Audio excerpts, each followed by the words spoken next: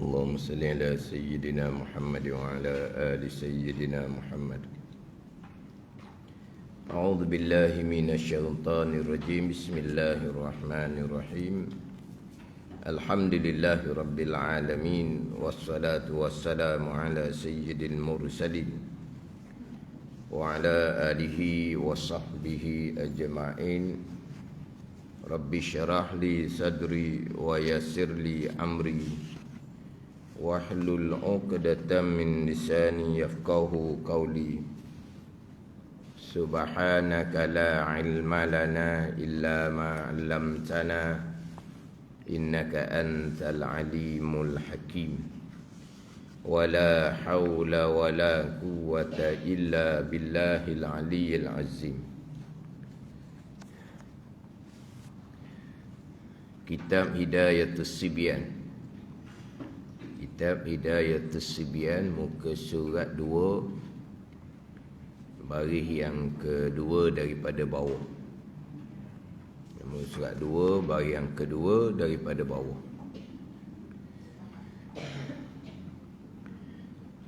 Qala al-muallifu rahimahullahu ta'ala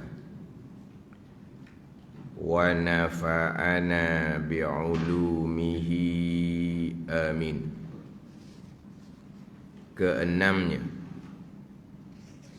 Keenam daripada 6 rukun iman.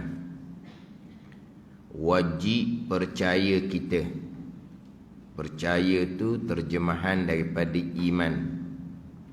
Iman adalah at-tasdiqul qalbi, percaya hati, membenar hati, itu iman. Percaya hati, membenar hati, itu iman. Ada syuhud di hati, ingat, rasa, hadir di hati, itu adalah maqam ihsan. Itu adalah kurniaan Allah Subhanahu wa ta'ala. Kita bicara berkaitan dengan iman. At-tasdiqul qalbi, percaya hati. Ini hak kewajipan kepada kita. Apa kewajipan kepada kitanya? Belajar dan beriman. Belajar dan beriman. Itu hak kewajipan kita. Terkadang sekolah dah ditulis berilmu, beriman, beramal. Sekolah dia panggil apa tu? Dia panggil apa? Dia punya moto apa? M-O-T-O ke apa dia? Dah, moto dah. Berilmu, beriman, beramal. Jadi nak beriman, nak beramal, berilmu. Tanpa ilmu akidah, tanpa ilmu iman, macam mana nak berakidah beriman? Kemudian tanpa ilmu, macam mana nak beramal zahir dan batin? Nak taat zahir, nak taat batin, macam mana kalau tanpa ilmu? Jadi daripada ilmu pergi kepada beriman dan beramal. Ilmu, iman, amal. Beramal tanpa ilmu tidak dinamakan amal. Itu penat lelah jua kata Imam Ghazali, bukan kecelakaan. Beramal tanpa ilmu penat lelah. Kemudian celaka, bukan penat lelah saja. Kalau penat lelah saja, maknanya kosonglah. Tak, bukan penat lelah saja, tapi celaka. Beramal tanpa ilmu. Ada ni. Penat lelah tak boleh gapo satu, saja kosong. Bukan kata saja kosong, celaka, bukan berdosa besar pula. Kemudian nak beramal kena ada iman. Beramal ilmu fiqh comel. Beramal ilmu tasawuf comel. Tapi iman akidahnya tak comel, tak pakai gawai. Amal gitu. Amal dengan ilmu dah, ilmu fiqh. Amal dengan ilmu dah, ilmu tasawuf. Tapi ilmu beriman, berakidah tak ada. maka tak ada kata berilmu, beriman. Tak ada iman tu. Berilmu hanya pergi pada beramal, ilmu fiqh, ilmu tasawuf. Tapi ilmu iman tak ada, maka tidak beriman. Maka beramal yang serta dengan ilmu fiqh tasawuf pun tak pakai gawai. Jadi berilmu, beriman, beramal. Ini susunan dia. Jadi yang kewajipan kepada kita adalah berilmu. Belajar berakidah molek, belajar beriman molek, kemudian berpegang dan beriman. Ini kewajipan kita. Jadi belajar, kemudian berpegang, beriman, itu dipanggil ikhtiar usaha kita. Ikhtiar usaha kita. Kita yang memilih dan kita yang belajar.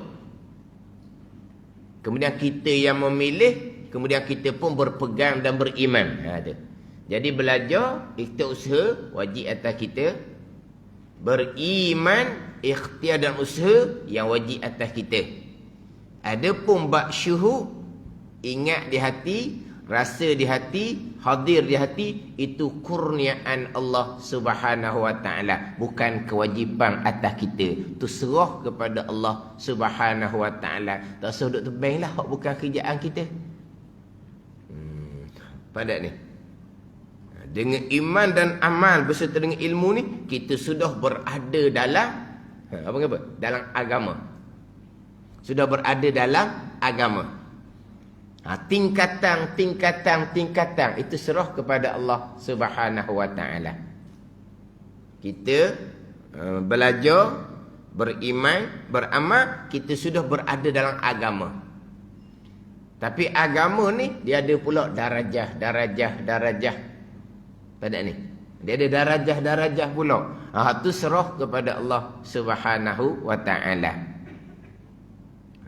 Orang yang salah bawakan, kalau setakat beriman sahaja, duduk muka pitu dia kata. Tak masuk ke dalam rumah lagi. Nak masuk dalam rumah, dia kena ambil zikir dia, nak naik maqam, baru masuk dalam rumah dia kata. Maknanya kalau hanya ngaji sifat 20, duduk muka pitu dia kata. Tak. Kita belajar, kita beriman, kita beramal. Kita bukan duduk muka pitu, duduk dalam rumah comel dah. Duduk dalam rumah comel dah. Alhamdulillah, selamat dah duduk rumahnya. Bukan duduk muka pitu. Bukan duduk muka pitu. Duduk dalam rumah molek dah. Tapi dalam rumah ni ada pula tingkat. Apa bicara lain pula tu? Ada ni. Yang masalah orang seumpama ni bukan duduk muka pitu. Tangga pun tak ada. Ambil Allah cik kata. Tangga pun tak ada. Apa tangganya? Ilmu pun tak ada. Puak gini ni kadang-kadang sifat 20, ngapa-ngapa sudah dia kata. Lepas tu kita zikir, sifat 20 pun akan merasai di hati. Ngapa dia sifat 20? Ni orang tak ada tangga, ilmu pun tak ada. Fardu ain pun tak ada. Sifat 20 ni bukan ngapa.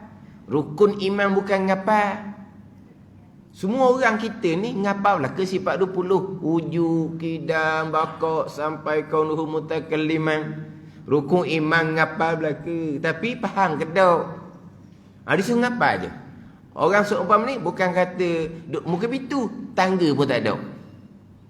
Kita ilmu sebagai tangga, beriman dan beramal, kita sudah berada di dalam rumah agama. Lepas tu tingkatan agama, barulah pergi pula pada kurniaan Allah Subhanahu wa taala. Jadi kewajipan kitanya beriman, percaya. Nak percaya, mari daripada ilmu. Berilmu, beriman, beramal. Wajib percaya kita, wajib beriman, wajib percaya hati kita dengan untung baik dan jahat itu daripada Allah Subhanahu wa taala, daripada qada dan qadar Allah. Qada, kehendak, ketentuan, ketetapan, keputusan Allah yang bersifat dengan iradah, selaras dengan ilmu. Yang kita peringkas juga ketentuan azali.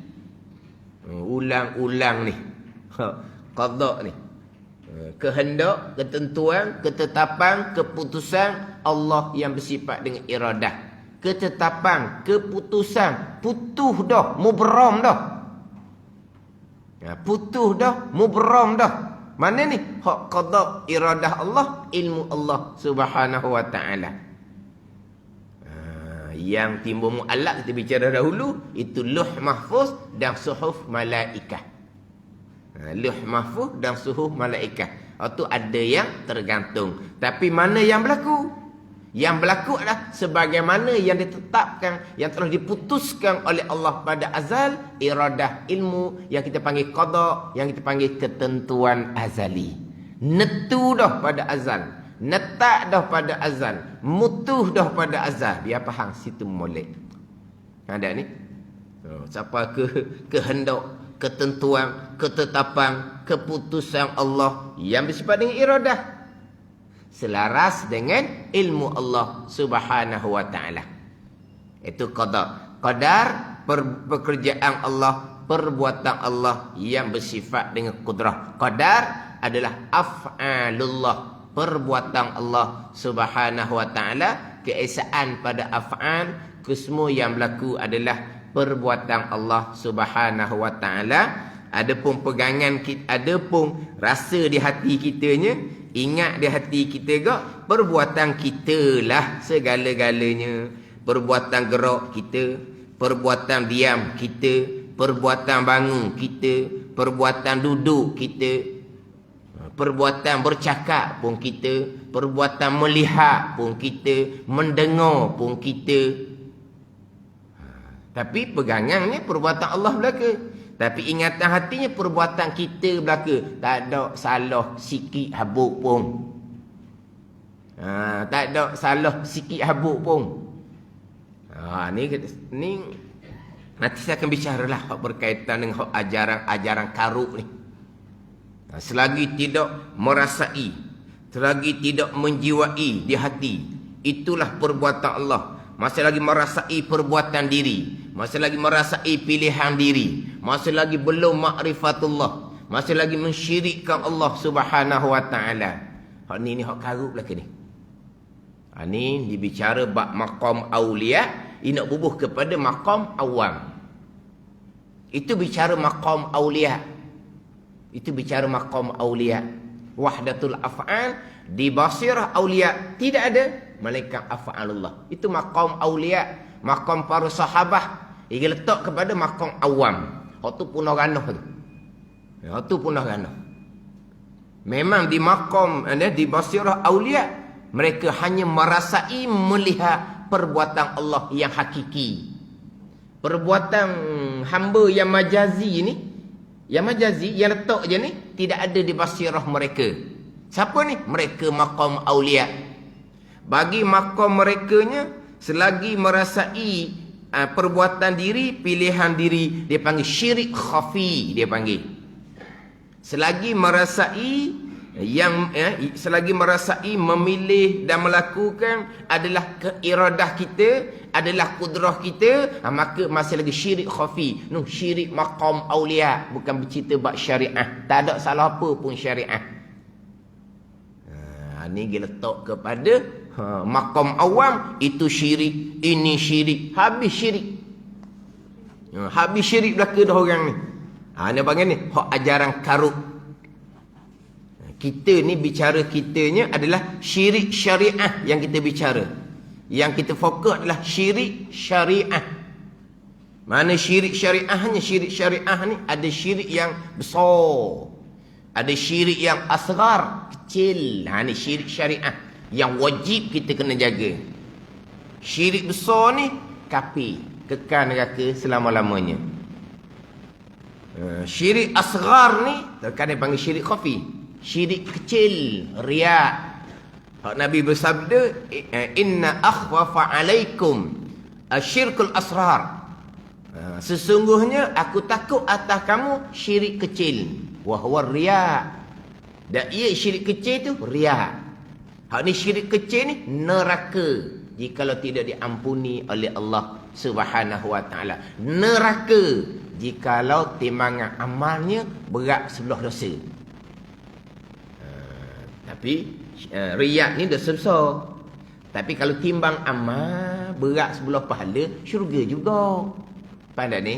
Kita akan sebut satu dosa neraka, satu dosa neraka, satu dosa neraka. Memanglah. Riak dosa besar neraka. Mengumpat dosa besar neraka. Lepas tu tak ada lah orang tak nerakanya. Sebab apa? Nak cara orang tak mengumpat langsung kok. Lah dia ni bisu dah kali dah. Ha. Padat ni. Tapi iyalah. Orang riak neraka, orang mengumpat neraka. Neraka dak neraka ni timbang pula. Mizan. Ha. Hak dosa riak duk belah kiri. Hak dosa mengumpat duk belah kiri. Ha, hak belah kanan ni pahala. Timbanglah. Kalau berat pahala, syurga lah. Tapi kita letak dosa ni neraka lah. Riak, neraka. Mengumpat, neraka. Dah orang mengumpat neraka habis ke? Timbang lah. Mizan lah pula. Ha, mizan, berat sebelah pahala, syurga. Berat sebelah neraka, dosa, neraka. Gitulah. Orang bersembahyang, syurga. Orang bersembahyang, syurga. Dah orang sembahyang, syurga belaka ke? Timbang lah pula. Tapi kita akan letaklah orang semayang, syurga. Orang tutup aurat, syurga. Kita ayat gitulah. Syurga ke tidak? Timbanglah. Tapi untuk semayang tu, pahala. Balasannya syurga. Untuk tutup aurat tu, pahala. Balasannya syurga. Oh, kalau gitu kok orang semayang duk nipu orang. Orang semayang duk makan riba. Orang semayang duk makan rasuah.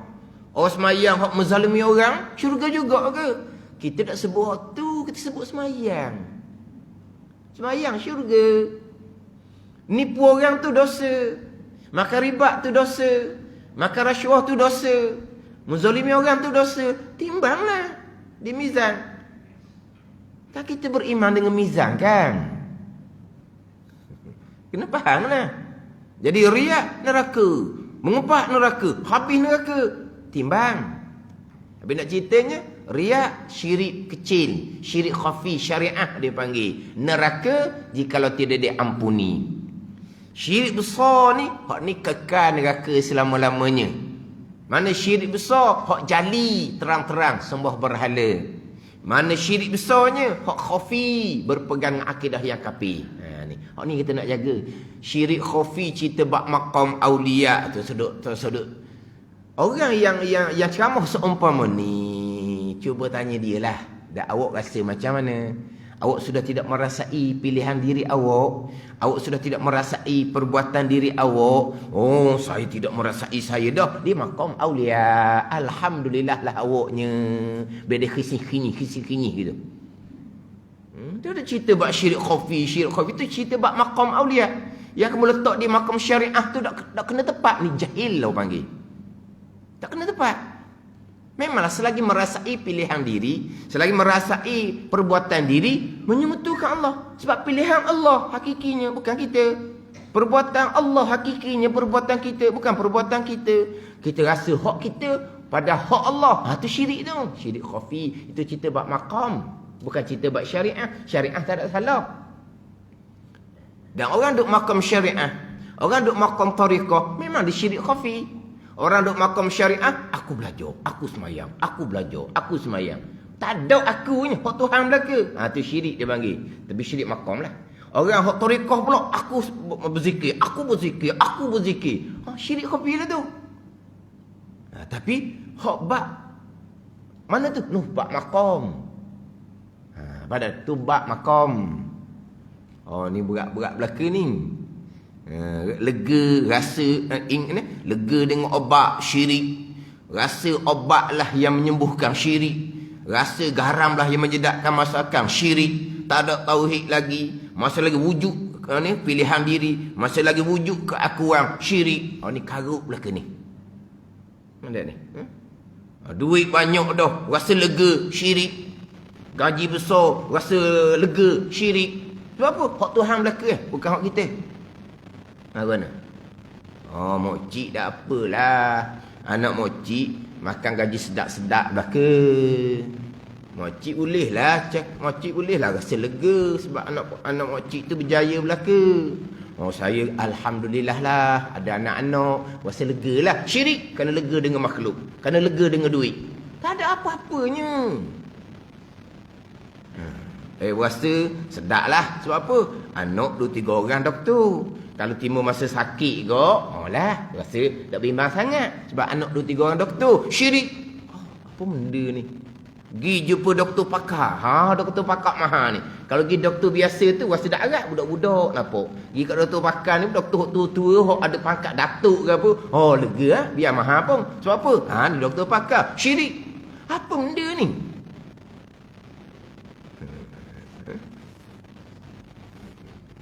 Ni dia orang kata ni mana ajar kesyirikan kepada anak dan budak dia kata. Apa dia? Kena belajar tinggi-tinggi. Biar gaji besar. Senang hidup. Belajar tinggi-tinggi awang Belajar tinggi-tinggi gaji besar awang senang hidup. Ni ajar kesyirikan. Tidak, itu ajar keduniaan, bukan ajar kesyirikan. Ajar dunia kepada anak-anak. Salah ajar dunia tu, tapi bukan syirik. Tapi salah lagi tu sebab ajar kasih pada dunia semata-mata. Salah, bukan comel. Tapi dia kata ajar kesyirikan. Kata ambil ilmu mana ni? Dia ambil ilmu hakikah dengan guru yang tidak mursyid. Dia tak nak beza antara hakikah dengan syariat. Tak nak beza. Betul lah orang duduk dunia-dunia kepada anak-anak ni. Salah lagi tu cerita akhirah. Dunia sementara. Tapi bukan maknanya ibu bapa tak ajar kesyirikan. Ada ni. Berat-berat sekarang ni kena ambil ngaji molek sekarang ni. Macam-macam peseng sekarang ni. Orang ni dia tolak pinangan. Sebab apa? Sebab tidak kerja makan gaji. Itu kesyirikan. Syirik khafi yang tidak disedari. Na'udzubillah. Na'udzubillah apa? Itu tak ada salah pun Dia tolak pinangan kerana lelaki itu tidak makan gaji dengan kerajaan. Dia percaya kepada gaji, tidak percaya pada Allah. Kamu nak kata ke siapa ni? Ni orang Islam yang beriman ni. Kamu nak tamah pada siapa? Ni syirik khafi lah ni, masih merasai gaji. Itu cerita apa tu? Cerita bak maqam hakikah tu. Ni nak kena sembang dah ke ni? Ada ni. Merosakkan agama. Merosakkan agama. Golongan-golongan yang merosakkan agama. Aku ni kira mocik-mocik. Kalau budak lelaki mari, tak makan gaji, mudah-mudah ke nak beri anak? Mudah tak? Tengok senyum dah. Memang tak beri dah tu. Senyum awal-awal dah. Mari kerja buat tak ada minta anak dia. Kan? Senyum baik belaka dah tu. Tak apa nak beri tu. Sebab apa? Apa? Rezeki dia milik Allah Subhanahu Wa Taala, bukan milik gaji. Tak apa nak. Makna apa? Itu hati kita. Kekuatan hati kita. Bukan masalah syirik, tak ada tu. Tapi itulah kita orang lemah. Kita letak situ lah. Kita orang lemah. Orang awam yang lemah. Itulah. Yang letak syirik. Mudah. Syirik khafi yang tidak disedari. Orang ni apa? Orang yang salah jalanan. Salah pengajian. Selama saya mengaji pondok, tak timbul ajaran kini. Tak timbul. Syirik ni tak timbul. Timbul syirik ni ngaji bab tauhid, ada syirik kafir, syirik besar, ada syirik kecil. Kita ngaji bab tasawuf, ada syirik kecil, syirik khafi, riya, ujub. Hak syirik khafi merasai pilihan perbuatan diri, merasai akan makhluk. Hak tu kita masa belajar kitab-kitab hakikah tu pun sebut lah. Tapi pada medan dia, pada bahasan dia, pada medan ilmu hakikah, pada bahasan ilmu hakikah, kita hanya belajar ilmu. Tapi kita tak sampai kepada maqam hakikah, kita hanya tahu. Ni ada orang ni, kamu kena belajar kitab hakikah, barulah kamu sampai kepada Allah. Tidak, wusul sampai kepada Allah. Kurniaan bukan dengan belajar kitab hakikah. Orang yang tidak belajar kitab hakikah, kitab hikam dia tak belajar, kitab adurun napih dia tak belajar, tapi sampai masa Tuhan angkat dia kepada maqam awliya, sampai juga maqam tu walaupun mereka tak belajar pun. Belajar banyak mana pun kitab-kitab hakikah, hafal kitab hikam ke, cahaya kitab adurun napih ke, kau duduk maqam syariat tu lah nya, sampai ke bila. Tapi tahulah bab kedudukan. Maqam mereka gini. Bukan pegangan dah. Syuhudiyun. Syuhud kurniaan Allah. Ni. Ni kita bicara bab iman. Sekalian qada dan qadar Allah Subhanahu wa ta'ala. Mana untung baik, untung jahat. Bermula untung baik iaitu iman dan ta'ah, dan untung jahat iaitu kufur dan maksiat. Beriman seseorang, melakukan ketaatan seseorang, ketentuan Allah dan perbuatan Allah. Tapi kita merasai sayalah yang beriman. Sayalah yang buat taat. Alhamdulillah. Mana pun saya belaka, tak ada salah sikit abuk pun, tapi kena jagalah. Bila saya ni jaga daripada riak, ujub, takabur. Itu syariah, kena jagalah. Oh, sampai maqam fana tidak ada dah saya, mereka bersih hati mereka. Tidak ada lah tu, selamat mereka. Siapa mereka? Aulia, wali-wali Allah. Beli gak cermin besar sikit. Beli cermin besar sikit. Tilik di cermin tu, tengok tilik, lepas tu pusing di cermin tu. Tengok. Setara mana kita ni syariat pun mepeh. Ada ni. Beli cermin besar, tengok muka tu balas mana. Pandai ni. Tapi atas kurniaan Allah. Allah nak kurniakan sampai maqam aulia, Allah kurniakan saja. Tapi kita mengapa? Tengok kok diri kita tu macam mana. Ilmu fardhu ain pun celeh-celeh. Beramal dengan ilmu pun dosa mata, dosa telinga, dosa lidah pun tak lepas-lepas. Hak tu nak cerita makam tu kata beli cermin besar molek tengok. Lepas tu pusing-pusing lah tubuh tengok macam mana aku ni. Kok mana sangat. Tapi alhamdulillah lah, Tuhan beri kekuatan belajar sedikit, lepas tu beramal.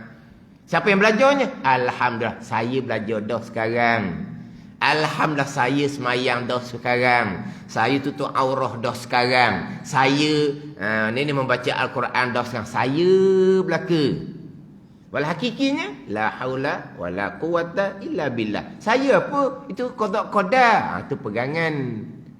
Tapi dia rasa dirinya saya tak ada salah sikit apa, tapi kena jaga. Saya. Jaga daripada riak, ujub, takabur. Pegangan kitanya beriman seseorang, taat seseorang adalah qada dan qadar Allah. Dan untung jahat iaitu kufur dan maksiat. Berlaku kekufuran seseorang, contohnya menyembah berhala seseorang adalah qada Allah. Saat berlakunya penyembahan itulah perbuatan Allah Subhanahu wa ta'ala. Berlakunya kemaksiatan, berjudi, minum arak, berzina adalah qada ketentuan Allah pada azal. Saat berlakunya perbuatan berjudi, saat berlakunya perbuatan minum arak, saat berlakunya perbuatan zina, kesemuanya adalah af'alullah, perbuatan Allah qadar. Ini pegangan kita. Ada percakapan yang baik daripada Allah, yang jahat datang daripada diri seseorang, diri manusia itu sendiri. Itu ada percakapan. Pegangan tetap dah segala-gala baik dan jahat adalah qada dan qadar Allah Subhanahu wa ta'ala. Ini pegangan kita ahli sunnah wal jamaah.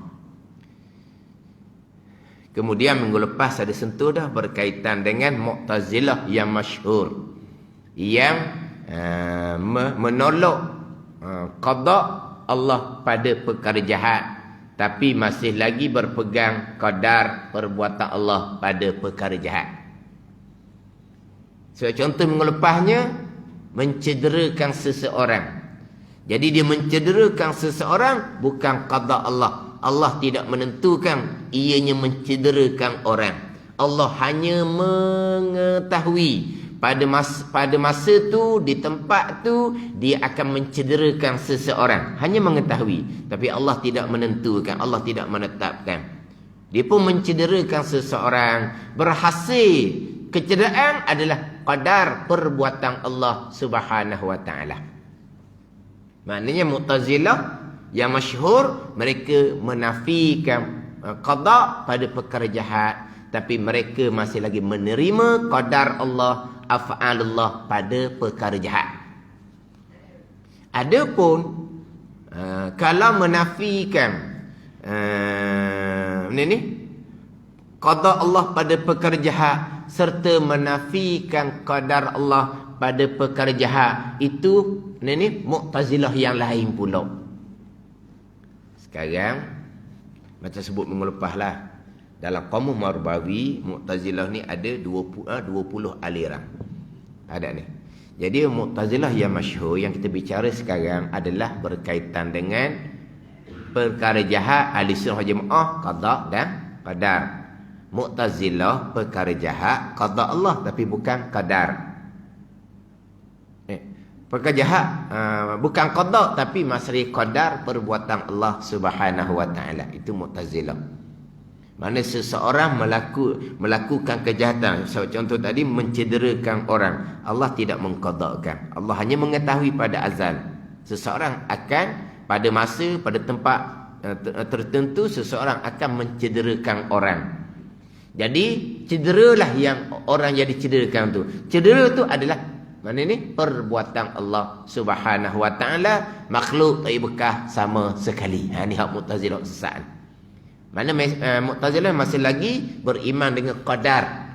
Perbuatan hanyalah perbuatan Allah, makhluk tak bekah sama sekali. Cuma Allah tidak menentukan akan perkara jahat, tapi Allah yang menjadikan akan perkara jahat. Tiba-tiba berhasil perbuatan jahat, berhasil kecederaan pada seseorang tadi ni, bukan perbuatan Allah, perbuatan hamba sendirilah. Hak tu hak pahaman Mu'tazilah lain pula. Jadi cedera, berlakunya cedera tu bukan perbuatan Allah. Hak Mu'tazilah hak masyhur ni, Allah tidak mengqadakan ia mencederakan orang. Tapi apabila dia memilih dan melakukan perbuatan untuk mencederakan orang, cederalah seseorang, berlakunya cedera itu adalah perbuatan Allah. Yang ada ni. Tiba-tiba berlaku cedera tu bukan perbuatan Allah, perbuatan hamba sendiri, perbuatan manusia sendiri. Itu akidah terpesong dalam bab qadar. Kita sekarang ni masih lagi tajuk qada ni. Kan kita rukun iman yang ke-6 ada 2 pegangan. Satunya beriman dengan qada, satunya beriman dengan qadar. Jadi hak mereka yang menafikan qadar perbuatan Allah pada perkara jahat, contoh mencederakan orang tadi, hak tu dia dalam bab qadar pula. Kita bicara bab qada ni dahulu, faham tak ni? Tapi qada kita qada kita tak tinggal 2 tu, tapi kita bicara sekarang adalah qada. Jadi kalaulah berhasillah kecederaan tu bukan qadar, bukan perbuatan Allah, perbuatan hamba sendiri. Perbuatan hamba ni macam mana? Hamba boleh mencederakan orang ni. Hamba boleh bekah ni macam mana ni?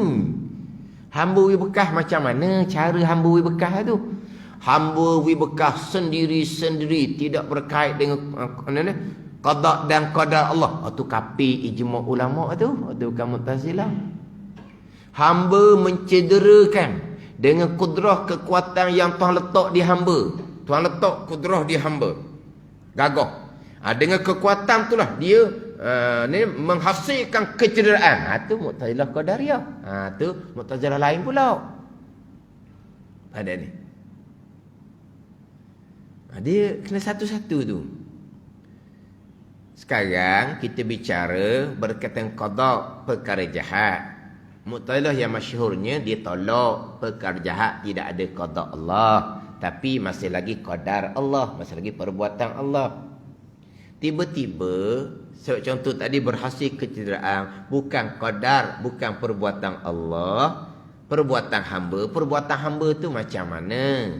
Hamba mencederakan sendiri-sendiri yang tidak berkait dengan kudrah dan iradah Allah. Tu kafir ijma' ulama tu.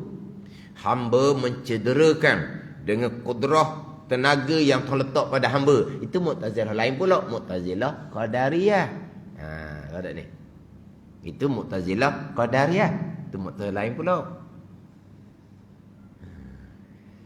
Mu'tazilah yang menafikan qada jahat daripada Allah.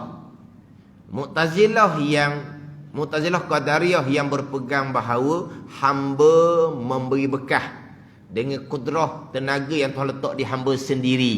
Itu Mu'tazilah lain pula. Dua-dua ni sama aja. Khilaf ulama, kafir ataupun dosa besar. Khilaf ulama, kafir ataupun dosa besar. Tapi pandangan muktamad, kedua-dua Mu'tazilah ni dosa besar, tak hukum kafir. Jadi kalaulah dia menafikan qada Allah pada perkara jahat, mencederakan seseorang, itu satu dosa besar. Berhasil kecederaan bukan perbuatan Allah, perbuatan hamba yang telah letak kudrah di hamba, itu dosa besar yang lain pula. Dua dosa besar akidah di sini. Ada ni. Satu dosa besar akidah pun cukup dah. Hak kata dosa besar ni hak khilaf pada kafir, faham tak ni? Hak khilaf pada kafir. Pandangan kata mengatakan Mu'tazilah yang menafikan perkara jahat qada Allah, kafir, bukan dosa besar, kekal neraka. Mu'tazilah Qadariyah yang berpegang hamba memberi bekah, contohnya pada mencederakan tadi dengan kudrah, dengan tenaga yang terletak di hamba. Dah tu kafir tu. Bukan dosa besar. Itu pandangan daif lah. Tapi pandangan muktamad, dosa besar, satu Mu'tazilah pun cukup dosa besarnya. Sebab apa? Ini dosa besar akidah yang khilaf pada kafir. Yang dosa besar akidah ni lebih besar daripada dosa besar tinggal semayang. Lebih besar daripada dosa besar tinggal puasa. Dosa besar tinggal semayang, tinggal puasa ni tak cerita dah besar sangat-sangat lah dosa besar tinggal semayang, tinggal puasa ni. Tapi dosa besar akidah ni besar lagi. Dosa besar berjudi, dosa besar minum arak, dosa besar berzina. Besar dosa besar akidah lagi. Tapi berjudi, minum arak, berzina ni kok dosa-dosa besar lah tu. Betul lah dosa yang sangat besar. Tapi besar dosa besar akidah lagi. Ada ni. Dosa besar akidah ni malaikat catat setiap saat. Ada? Malaikat catat setiap saat. Dosa besar berjudi, minum arak, berzina. Berjudi ni ada masa-masa dia. Selepas terima gaji contohnya. Minum arak ada masa-masa dia. Malam minggu contohnya. Berzina pun adalah masa-masa dianya. Adapun dosa besar akidah, setiap saat berakidah sesat, setiap saat malaikat catat sebesar-besar dosa. Walaupun ketika sembahyang, walaupun ketika puasa Ramadan, walaupun ketika berada di tanah haram Mekah. Ini kena faham oleh. Amal ibadah tidak akan diterima oleh Allah Subhanahu wa taala. Itu satu dosa besar akidah. Tapi kalau dua pula, mencederakan seseorang bukan qada Allah. Akidah Mu'tazilah yang dosa besar. Berlaku kecederaan pun bukan qadar perbuatan Allah, perbuatan hamba yang terletak kudrah tenaga di hamba. Itu dosa besar yang lain. Satu pun sudah cukup. Itu belum lagi dosa besar kerana jahil fardu ain. Kenapa berpegang akidah salah? Kerana jahil ilmu fardu ain tauhid. Itu dosa besar lain pula. Hak ni abang gua dak cakap wa amal lah. Ini panggil wa amal, penak lelah saja itu Mazali, bukan kecelakaan beramal tanpa ilmu. Dia begitu.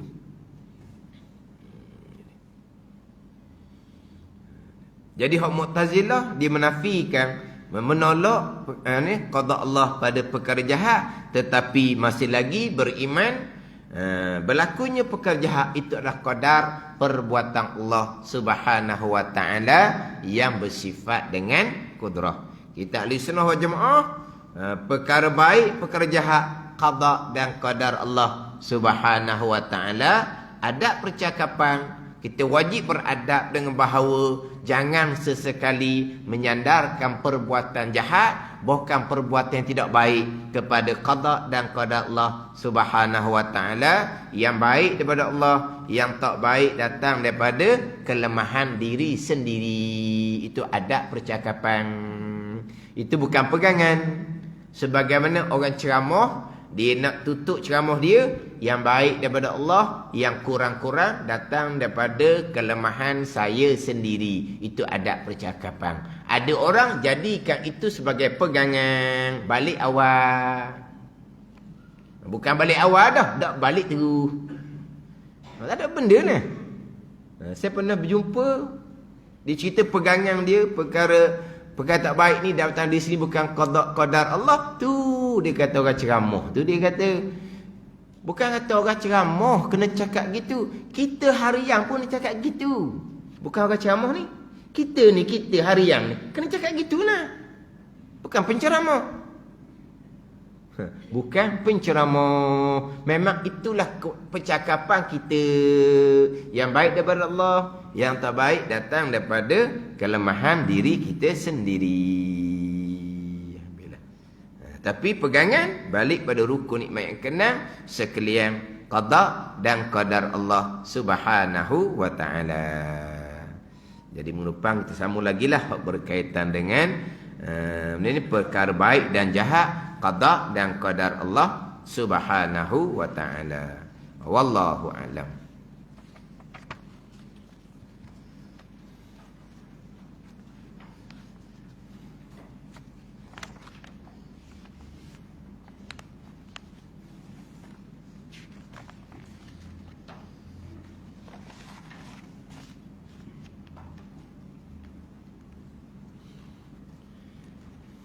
Ini kitab Hidayatus Sibyan.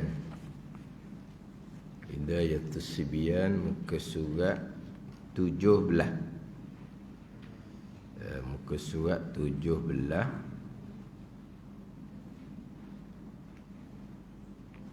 Baris yang ke-14 daripada bawah. Baris yang ke-14 daripada bawah.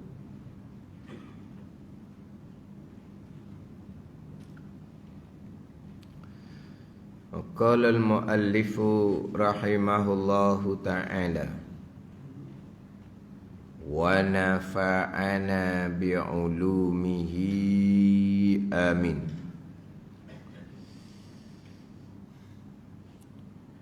Atau takut keluar kencingnya kencing seseorang bagi orang yang salisil baul, atau keluar bawasir bagi orang yang basur, dan yang umpama kedua salisil baul dan orang yang basur, maka hendaklah, yakni wajiblah ia seseorang sembahyang duduk. Atau takut keluar kencingnya bagi orang yang salisil bau, atau keluar bawasir. Bawasir tu jamuk tu. Kita buasir lah. Bawasir tu jamuk. Mana? Bawasir tu penyakit tu lah. Penyakit gembong tu. Bagi orang yang basur.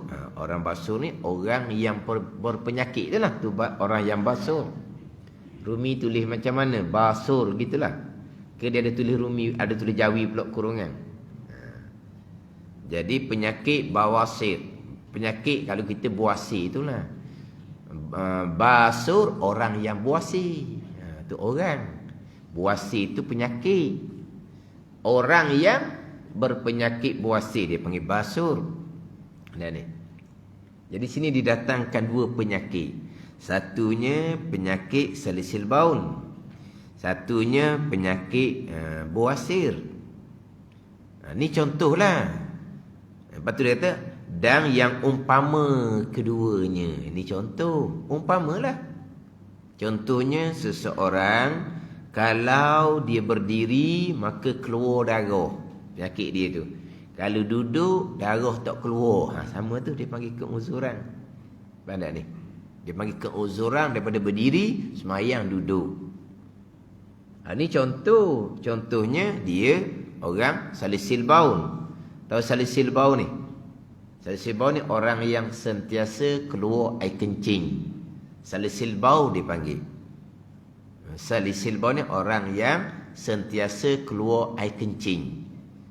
Dia bukan kencing lambat puas. Kencing lambat puas tu cerita lain pula.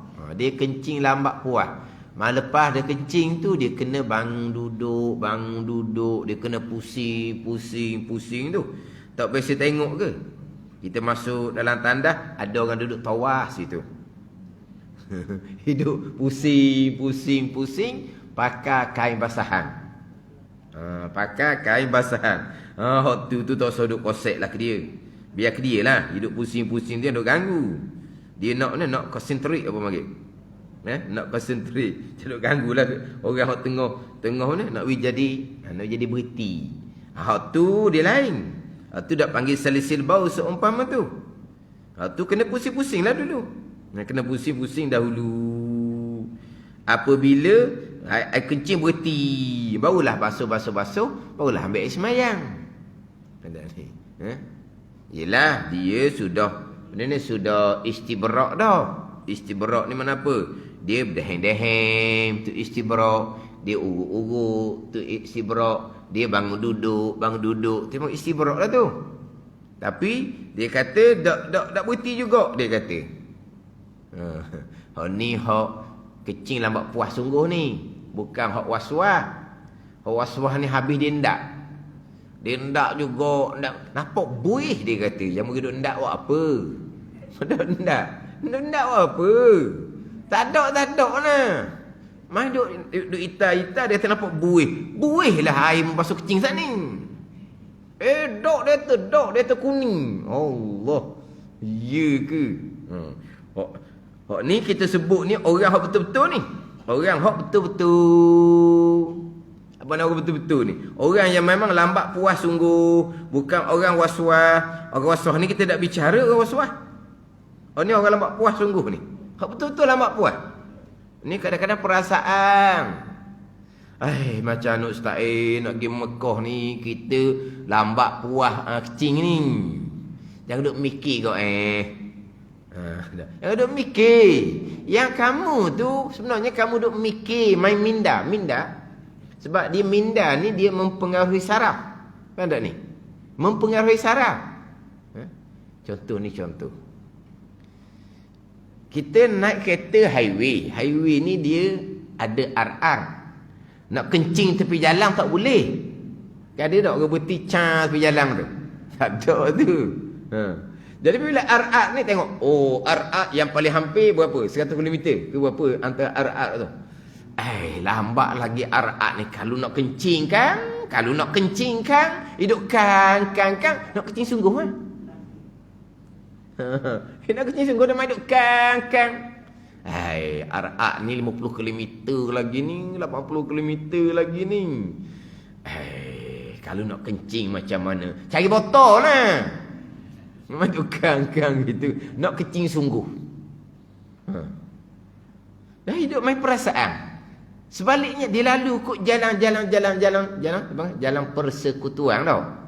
Hak tu kan banyak masjid, banyak surau kan, boleh berhenti bila masa kan.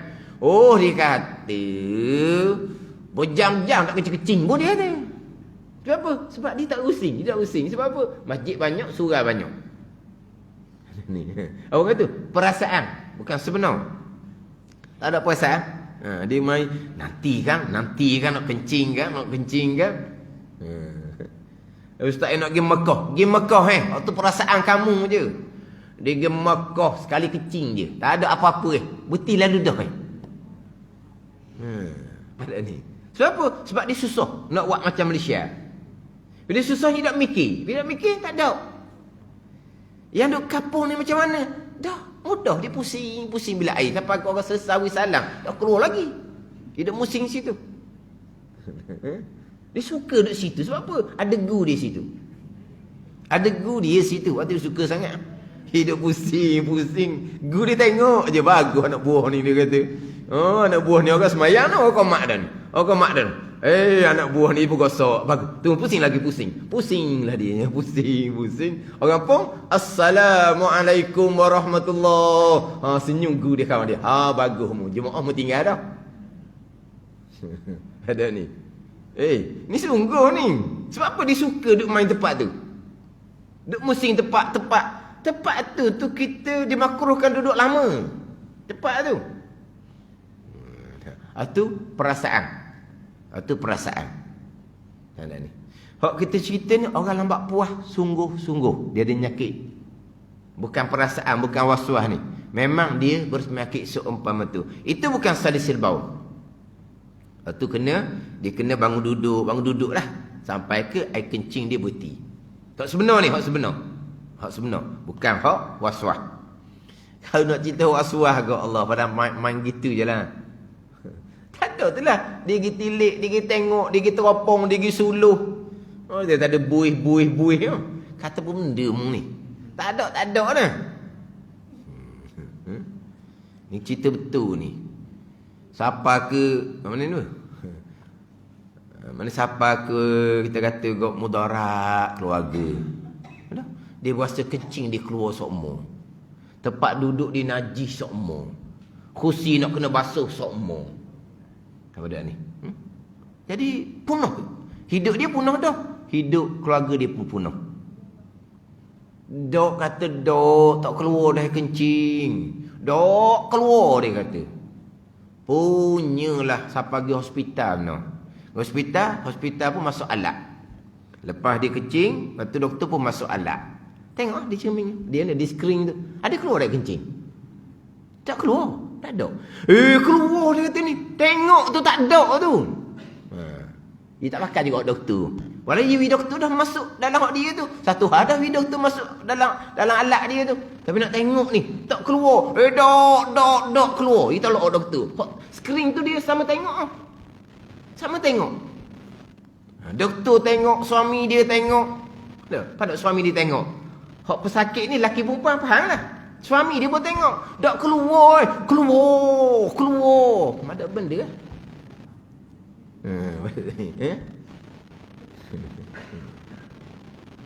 Atau main gitu lah.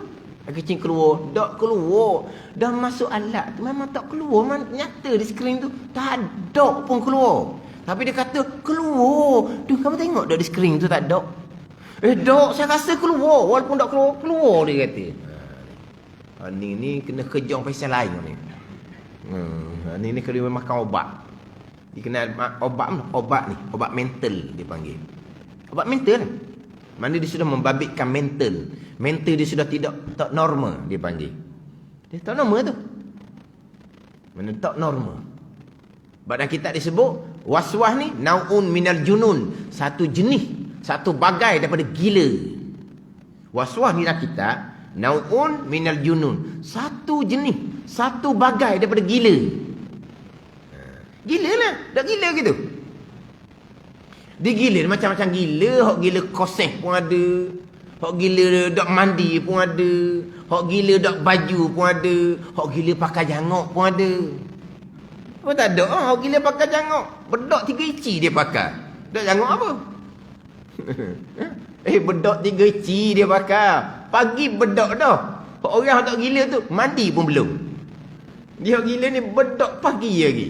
Dia ada hak gila jenis jangok. Ni gila ni. Memang dia kena makan obat lah. Punah keluarga.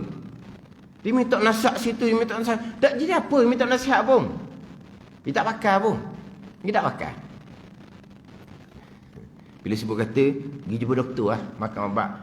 Tak benar. Sebab dia tak aku bahawa dia gila. Ini bukan gila. Hak tu ni apa ni? Mental.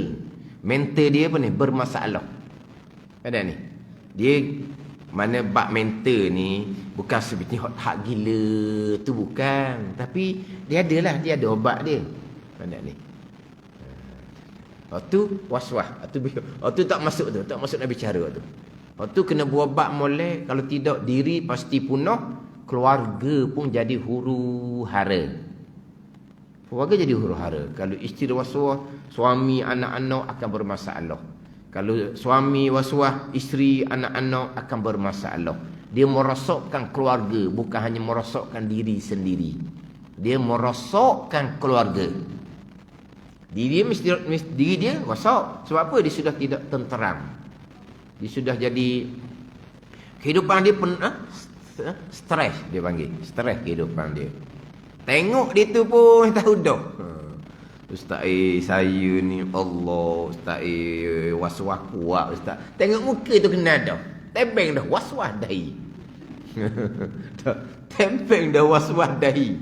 Tengok muka dia pun kita berserabut tengok. Tengok muka dia serabut tu, kita serabut dah. Saya ni was-was saya teruk Ustaz. Jadi kita nak cerita pun payah. Cerita gini, dilopak gini, cerita gini, dilopak gini. Jadi banyak dia punya hal. Jumpa tu nak tanya pandangan, tapi dia tak mau terima pandangan.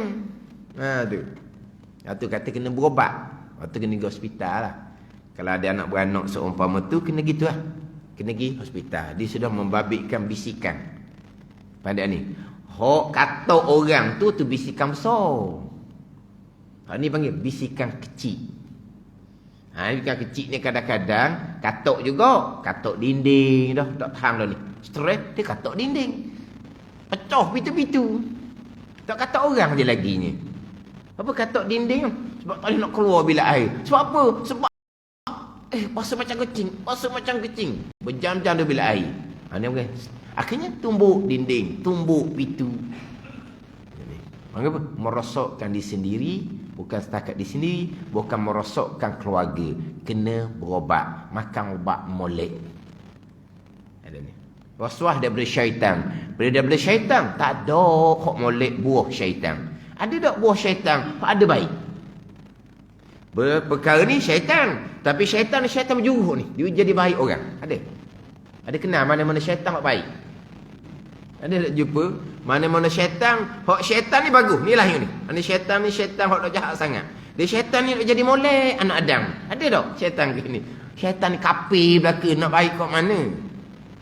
Mana? Was-was daripada syaitan. Syaitan nak merosakkan agama seseorang.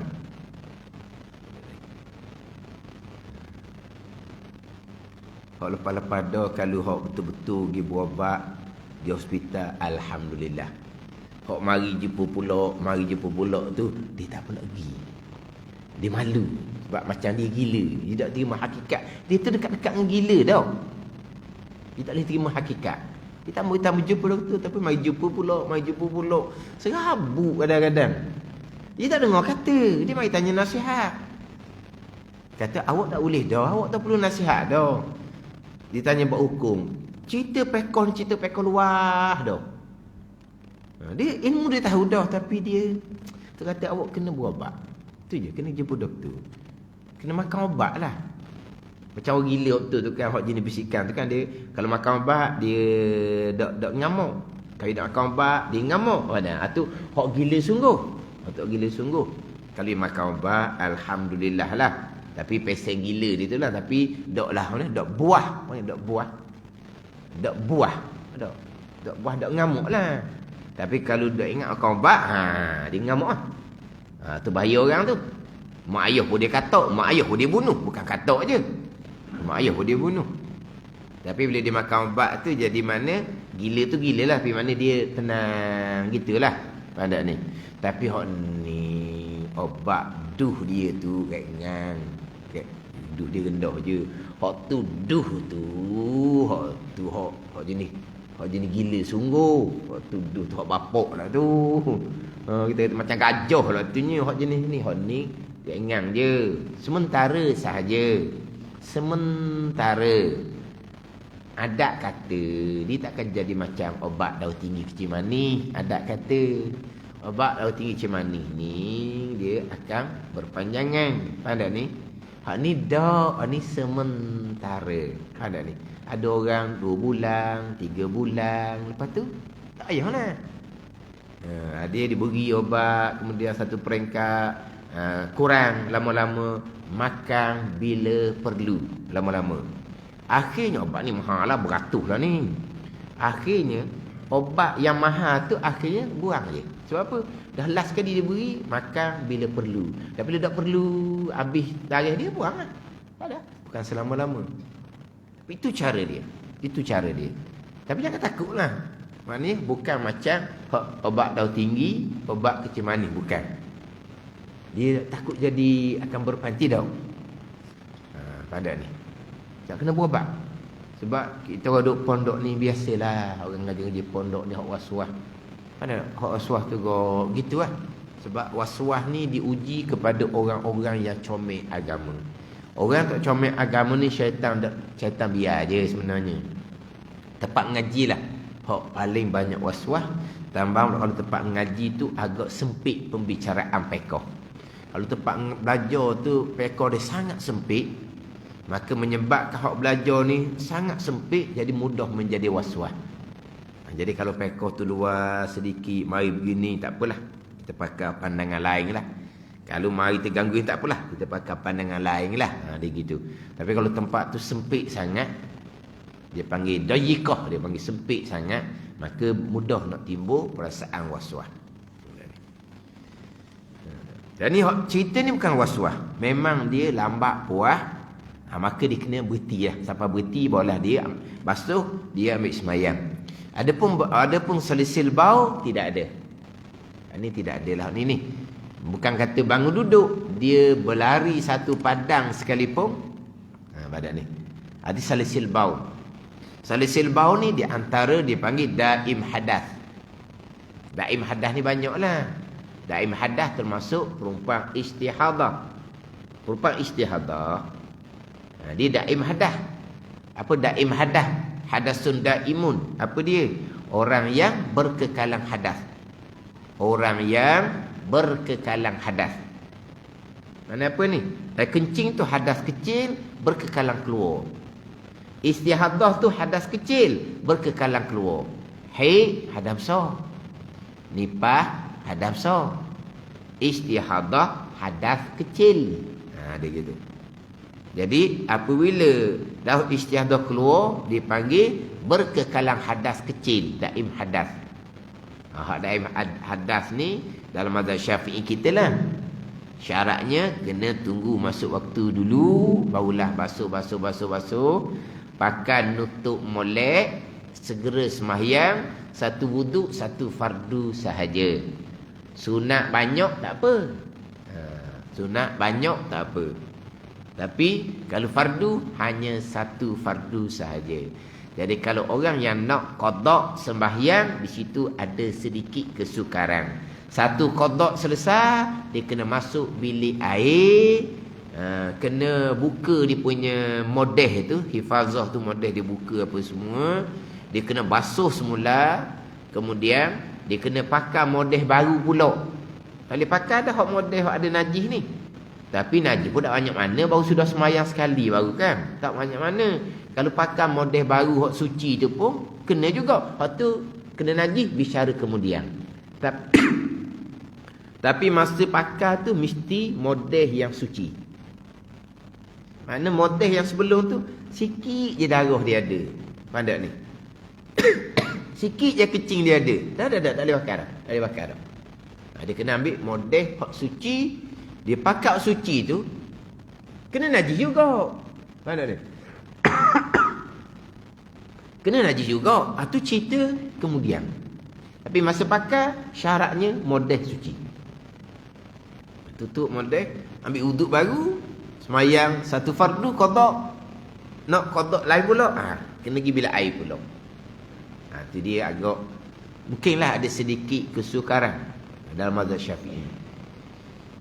Adapun dalam mazhab Hambali contohnya, dalam mazhab Hanafi contohnya, syarat tunggu masuk waktu. Syarat tunggu masuk waktu. Selepas tu basuh berwuduk. Lepas berwuduk boleh guna wuduk tu walaupun beberapa fardu selagi waktu belum habis. Kalau kita kata dia masuk waktu zuhur. Masuk waktu zuhur 1:30 dia pun basuh. Dia pun ambil semayang. Selagi tak masuk waktu asar 4:45, contoh 4:44, selagi tak masuk waktu asar, waktu zuhur masih lagi ada, berpuluh-puluh semai fardu qada pun boleh dibuat. Faham tak ni? Itu mazhab Hambali dengan Hanafi. Yang mudah sikitlah. Jadi mazhab Hambali Hanafi ni macam mazhab Syafi'i juga. Kena tunggu masuk waktu. Maknanya kalau kata kau Kena tunggu masuk waktu asar. Masuk waktu asar 4:44 dia pun masuk bilik air, dia basuh. Dia pun pakai modeh, dia pun berwuduk. Selagi tak masuk waktu maghrib, selagi itulah boleh semayang. Walaupun beberapa puluh fardu semayang qada sekalipun. Itu lebih mudah. Tapi kalau mazhab Syafi'i qada adalah fardu. Wuduk orang daim hadas hanya satu fardu sahaja. Mazhab Hambali, Hanafi dikira pada waktu, bukan kepada satu fardu. Mana kalau dia berwuduk dalam waktu maghrib selagi tak masuk isyak. Kalau dia wuduk dalam waktu isyak selagi tak masuk subuh.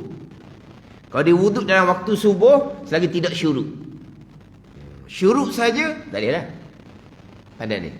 Kalau dia berwuduk dalam waktu subuh selagi tidak 7:30 syuruk, boleh pakai lagi wuduk tu. Walaupun semai qada banyak sekalipun. Masuk je waktu syuruk, habis tu subuh, tak boleh dah. Dia gitu. Ada ni. Tu mudah sikit lah, ringan sikit. Kalau kau nak qada semayang lah tu. Nak qada semayang. Itu berkaitan dengan wuduk orang yang daim hadas, termasuk salisil baul. Yang kita bicara sekarang, orang salisil baul ni, kalau dia berdiri, air kencing banyak keluar.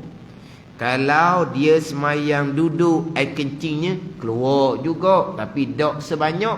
Kalau semayang berdiri, maka dia wajib solat duduk. Ada ni. Dia orang segar ni, orang gagah ni. Masalah dia kencing je masalah dia. Dia orang yang segar. Tak ada apa-apa. Pada ni. Tapi dia orang yang salisil baul.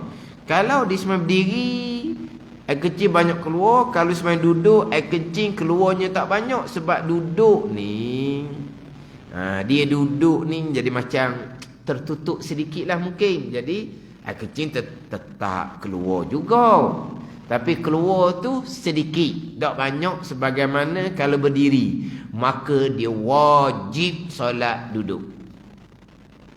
Gitu. Tapi kalau dia ni salisil baul ni, dia sama je. Dia sama sahaja. Kalau berdiri, kalau duduk, begitulah air kencing keluar. Dia wajib berdiri. Dia salisil baul. Dia berdiri ke, dia duduk ke, air kencing keluar sama sahaja. Maka dia wajib solat berdiri. Hak kata wajib solat duduk ni, jikalau dia berdiri, air kencing keluar banyak. Kalau dia duduk, air kencing keluar sedikit. Itu bagi salisil baul. Bagi orang yang basur, maknanya takut keluar penyakit dia tu, takut keluar gembong dia.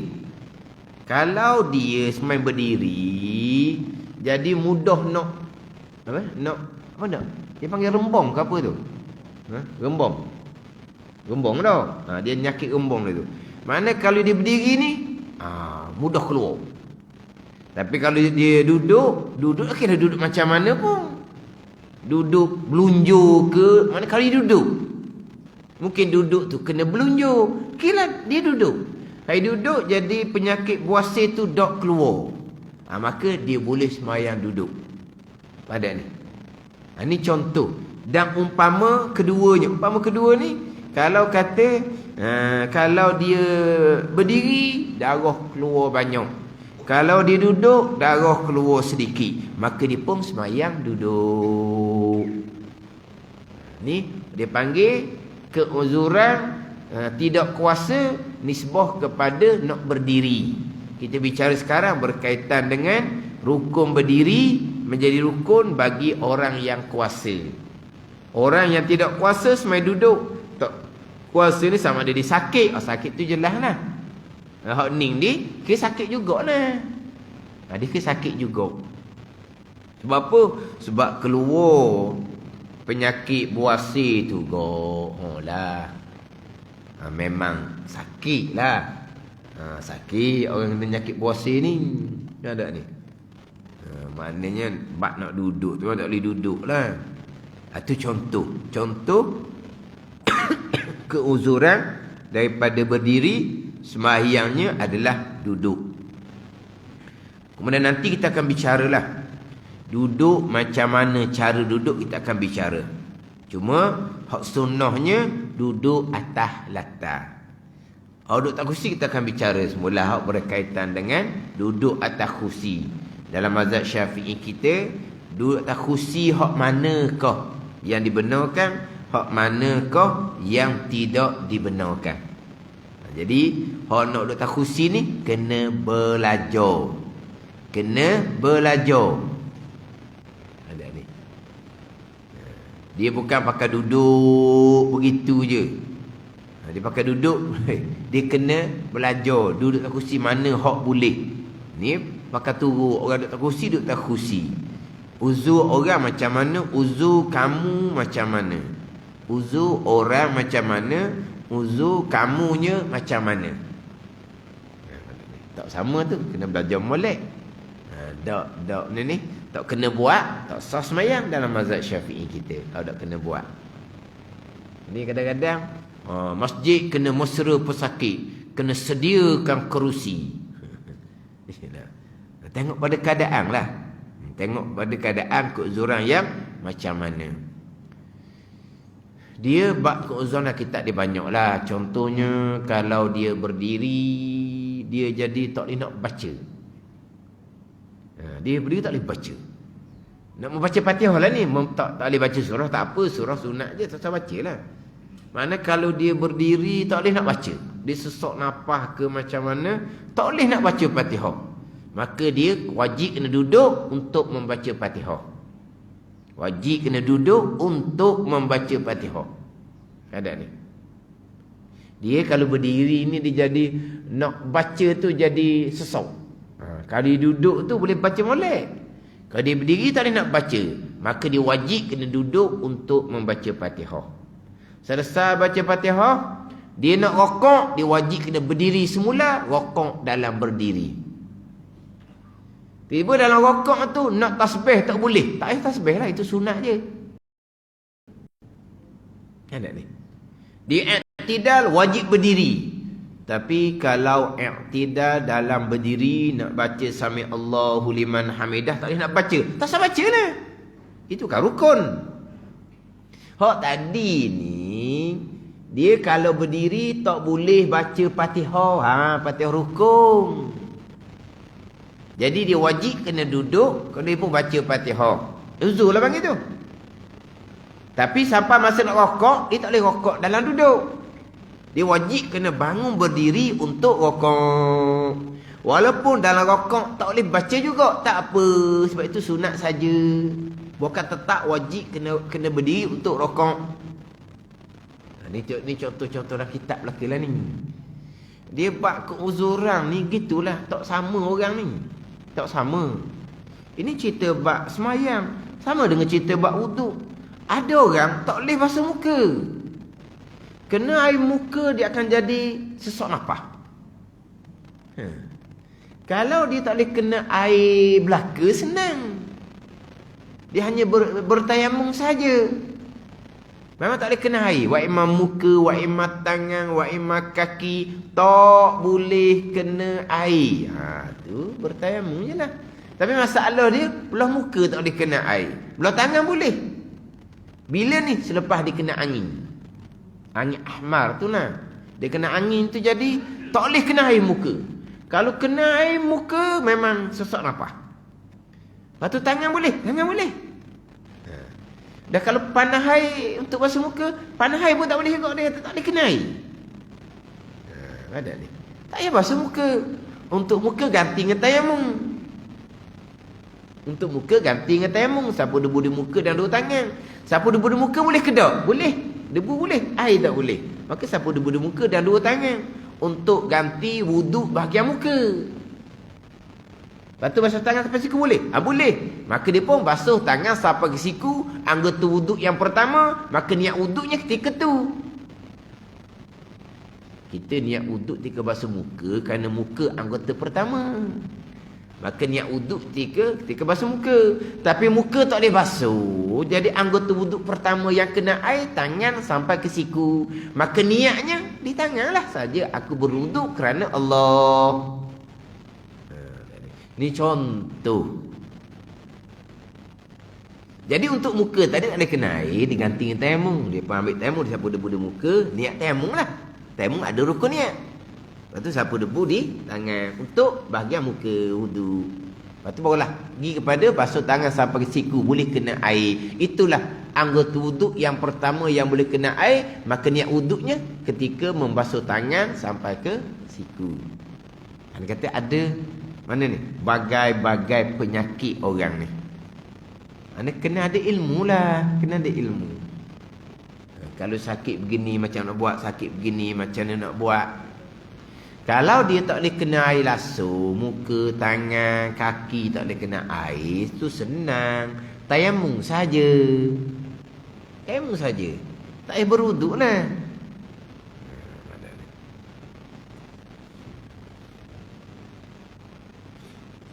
Dia kalau kita masa segar-segar ni kita belajar dah, tapi ilmu yang maknanya tak berkaitan. Sebab alhamdulillah Tuhan kita segar. Tapi dia tahu ni kalau kita tak beramal, lama-lama tak ingat. Tapi tak ingat pun tak apa. Sampai masa orang cerita-cerita, oh saya belajar dah dulu, mana mudah. Tapi kalau dianya sampai masa sakit, tak pernah belajar, payah nak ajar orang gini. Dia sakit dah sekara, jahil pula, pongoh pula, degil pula. Oh ni payah lah ni. Dah. Dia sakit, dia jahil, dia bekeng, pongoh bekeng. Itu degil tak nak kata orang. Orang kata gini, "Oi, betul ke buat gitu?" Dia ngaji pun tak. Payah kata. Lepas tu kena belajar awal. Sampai masa Tuhan uji dengan sakit, mungkinlah kita kena tanya baliklah dengan orang. Kalau kita belajar dulu tu belajar saja, ilmu saja. Ilmu saja ni praktiknya tak ada, maka ilmu tu takkan lama. Dia akan jadi lupa. Tapi kurang-kurangnya ilmu tu ada dah sikit sebanyak. Maknanya apa masa sakit tu boleh tanya kalau gini warna, kalau gini warna. Pada ni kita ni berkait dengan semayang ni, berkait dengan semayang. Kalau di sini kok berkait dengan rukun berdiri. Rukun berdiri, rukun sembahyang. Jadi berdiri pada sembahyang fardu bagi orang yang kuasa. Orang yang tidak kuasa, maka hendaklah ia sembahyang duduk. Sunnah nabinya duduk atas latar. Dan jika lemah ia daripada sembahyang duduk, maka hendaklah ia berguling atas lambungnya. Berguling atas lambung ni, kalau kita kok mengiring lah. Kita berguling ni, berguling ni hok ni hok berguling bating tu dah. Ke guling hok mana? Hok jenis melentang atas belakang ni lagi guling tau. Itu melentang atas belakang. Kalau mengiring ni pun ni berguling atas lambungnya. Hok berguling kok kita guling bating lah. Guling bating tu kan hok jatuh tu kan. Oh, guling bating dia. Tu guling bating. Dalam ayat kitab ni berguling atas lambung mana apa ni? Tidur mengiring atas lambung, atas sisi kanan ataupun kiri. Sunat atas lambung kanan, makruh atas lambung kiri. Melainkan kalau lambung kanan tu sakit, maka mengiring atas lambung kiri tidak makruh. Janji muka dada menghadap ke kiblat. Ini bagi orang yang lemah daripada sembahyang duduk. Lemah macam mana? Lemah sebagaimana lemah daripada sembahyang berdiri. Kalau sembahyang duduk, masyakkah, kesukaran yang menghilangkan khusyuk sembahyang. Jadi lemah daripada sembahyang duduk ni sama dengan lemah sembahyang berdiri. Berarti dah huraian dari sini. Dan jika lemah daripada sembahyang duduk, macam mana lemah daripada sembahyang duduk? Dah urah dah. Lemah sebagaimana lemah daripada sembahyang berdiri, masyakkah, kesukaran yang sangat yang menghilangkan akan khusyuk sembahyang. Wallahu a'lam.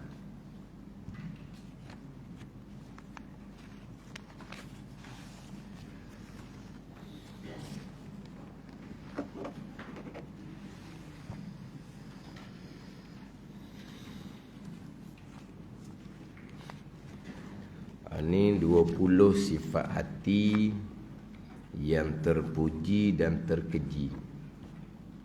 Yang terpuji dan terkeji, muka surat 32. Surat 32 baris bawah sekali. Surat 32 baris bawah sekali.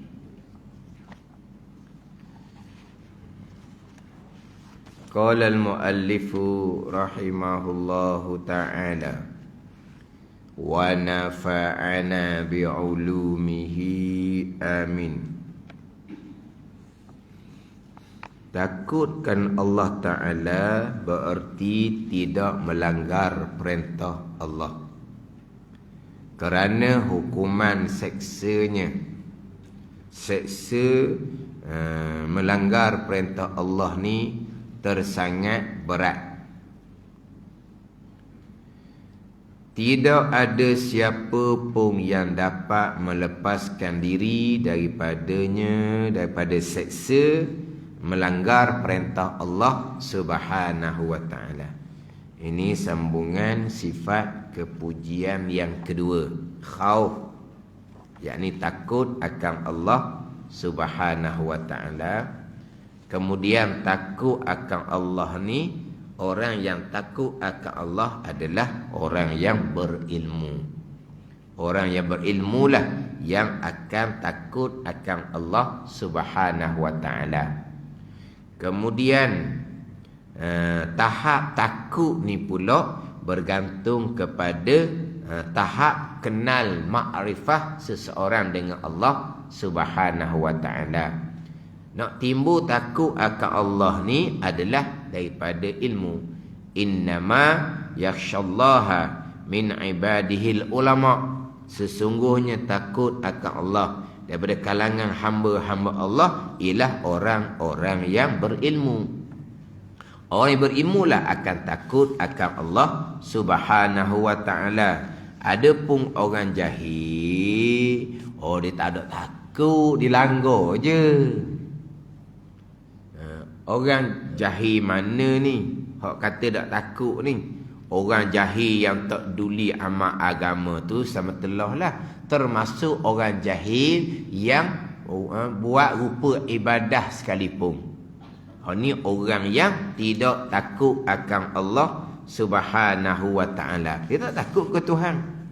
Dia kalau takut kepada Allah Subhanahu wa ta'ala, dia akan belajar nak buat amal tu macam mana.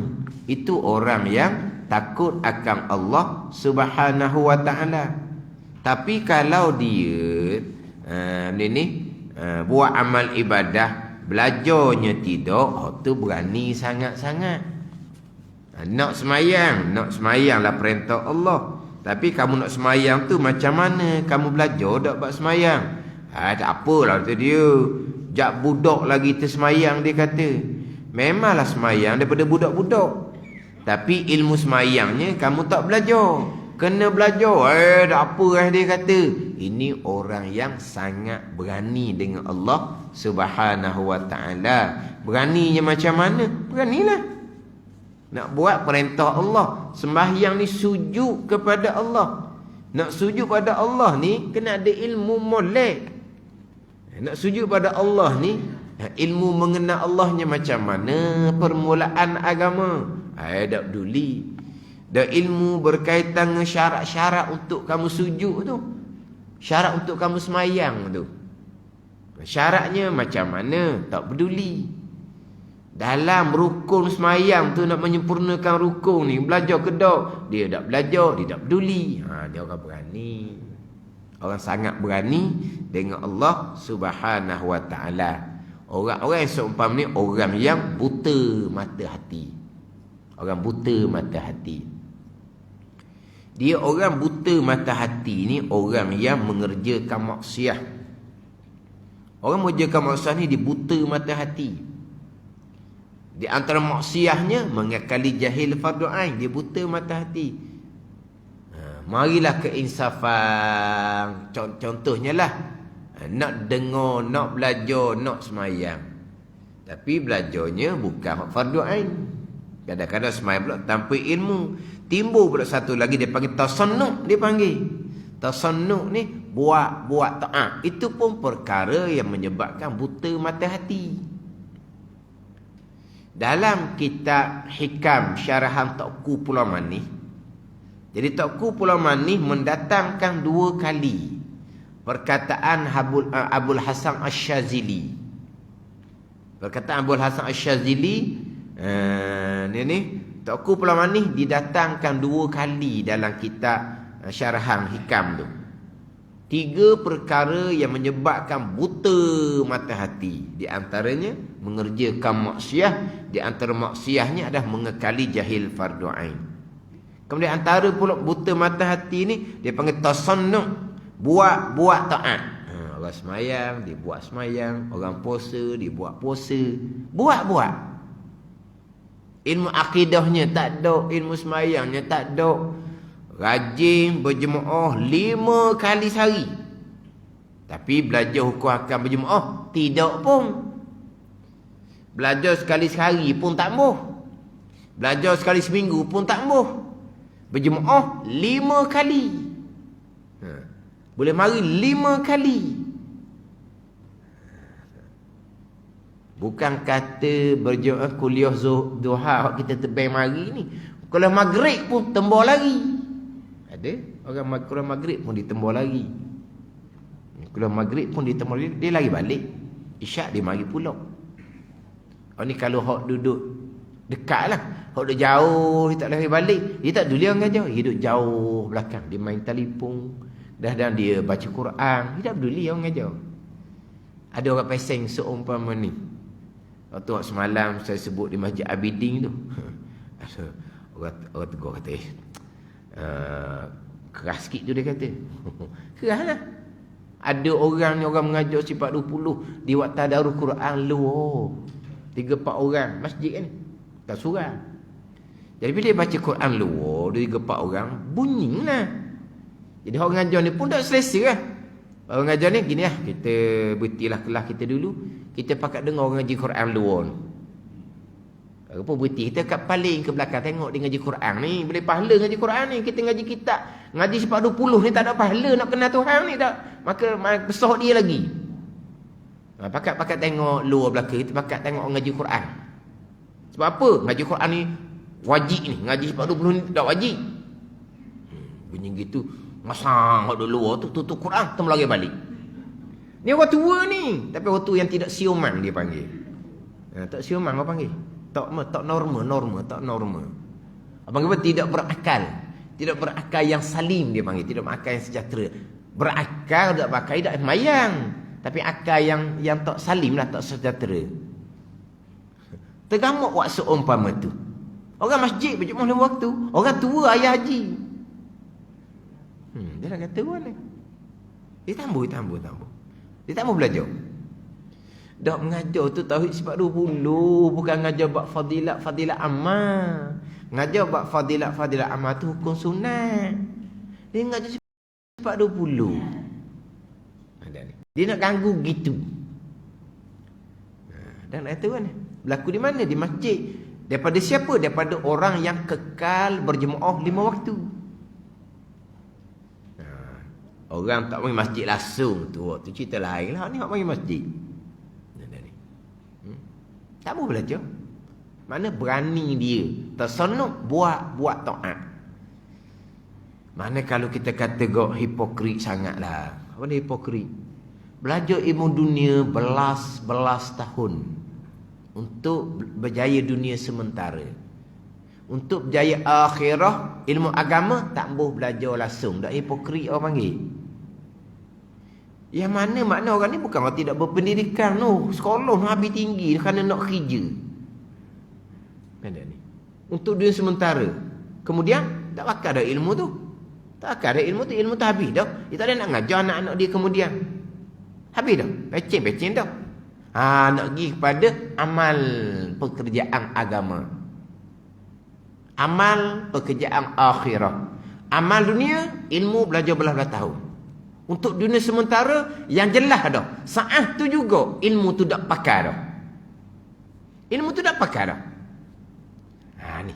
Untuk amal pekerjaan agama, untuk amal pekerjaan akhirah, untuk kebahagiaan hari akhir yang kekal. Tambah belajar. Dok hipokrit orang panggil gitu. Tak belajar satu hal dah. Dia nak takbir masjid sebagaimana takbir dia masa dia kerja dahulu. Dia takbir company, syarikat. Sebab apa? Ilmu dia ada.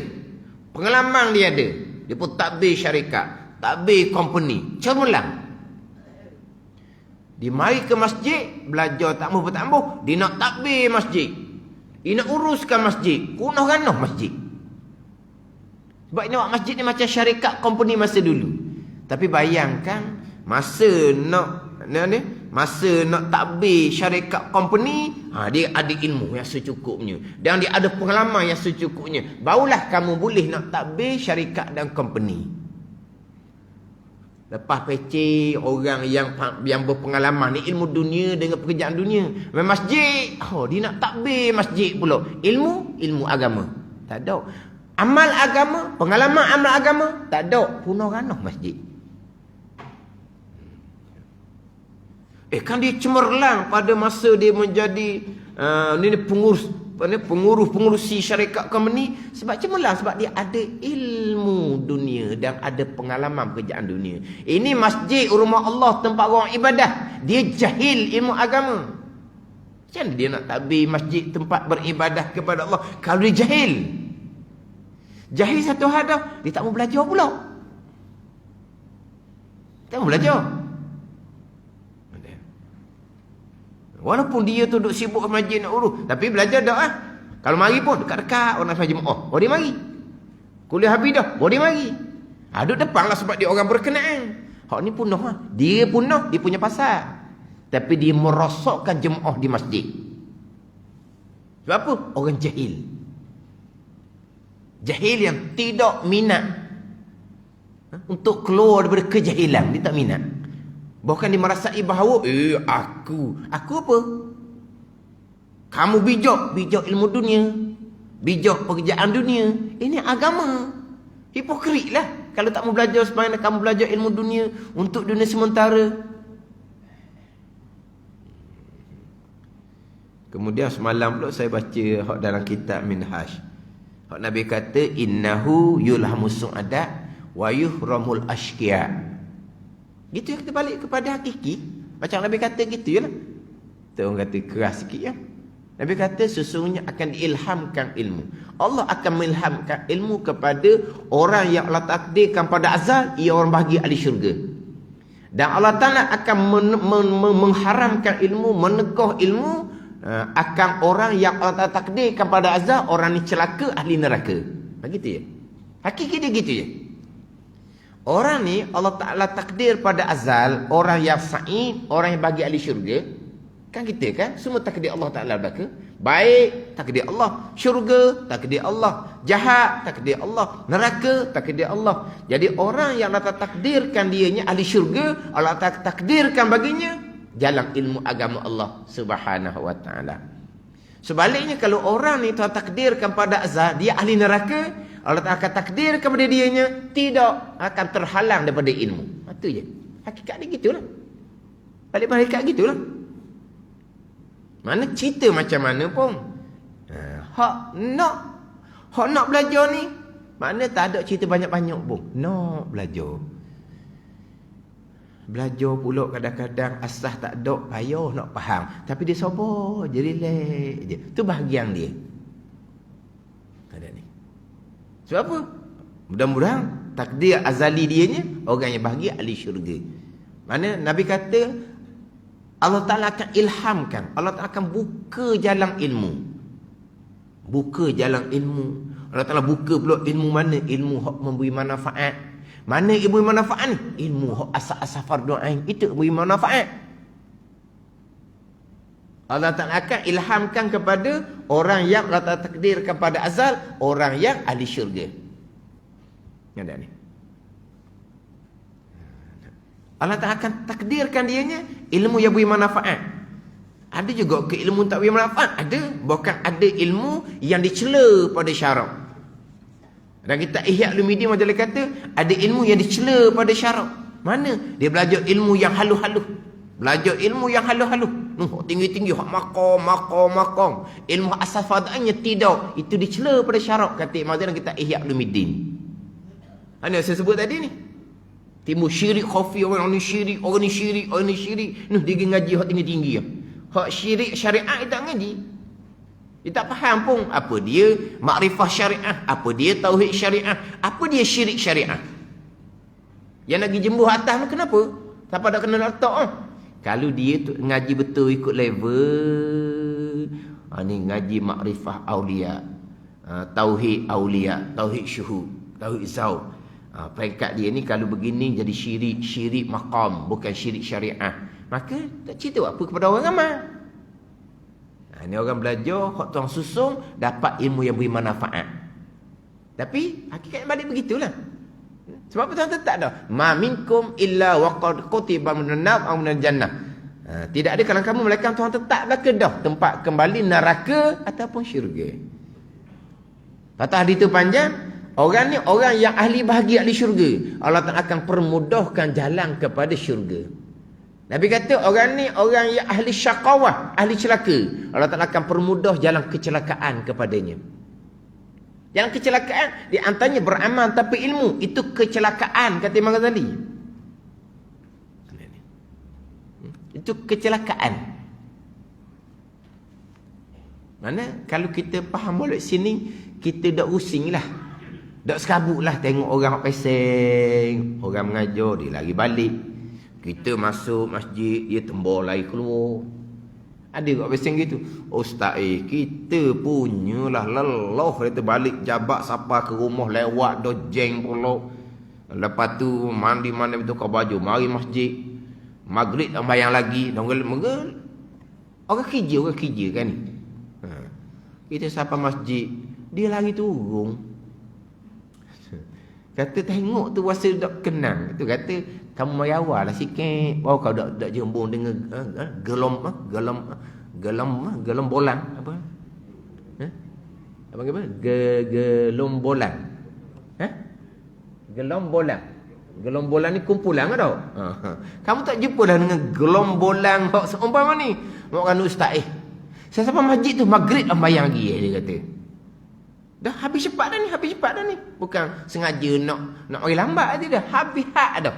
Habis king apa? Habis king gitu kan. Habis hak dah dianya.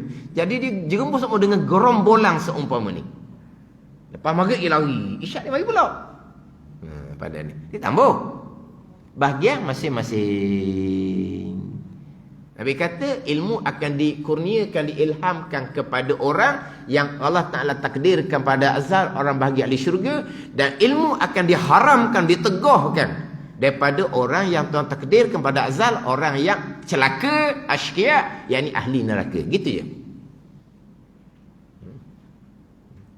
Tak pelik. Orang dalam masjid sendiri, Tok Imam ke, Tok Bilal, orang mengajar, dia baca Quran, dia berzikir. Ada Tok Imam kalau maghrib pergi kedai kopi, isyak dia mari pula. Tak boleh mana gitu. Dia tak peduli, tak mau ngaji. Dia mari bertugas kerana apa? Itu kerjaya dia untuk imamkan sembahyang, sudah, bukan untuk belajar. Ada seumpama ni, amal seumpama ni, lagi balik. Isyak boleh mari pula untuk bertugas. Pada ni di kedai kopi. Kalau ada masjid pun ada orang. Sebab saya pernah pergi satu tempat kuliah tu, pergi tempat duduk belakang. Ada orang yang duduk main telefon, orang tua dah. Allah, tua dah. Kita main nak tupan dengar, duduk belakang-belakang. Lepas tu pada dengar tak boleh duduk, tak boleh biar orang nampak. Kalau orang nampak, orang mengajar dah disegang kau. Kita duduk belakang, tu pada dengar. Tengok orang duduk main telefon. Saya main telefon. Oh, orang tua ni dah baru boleh telefon balik. Anak cucu baru boleh telefon. Allah kata tak adanya lah adab. Ada tak ada adab? Hak bersembang. Hak isap rokok, kaki kelima isap rokok. Tidak dulu dia orang ngajar. Bahagian masing-masing. Jadi orang yang takut adalah orang yang berilmu. Orang tak ada ilmu ni dia sangat berani. Ada ilmu takutlah kitanya. Akidah alhamdulillah kita betul molek dah. Semayang alhamdulillah kita sambil betul. Gitulah dalam belajar.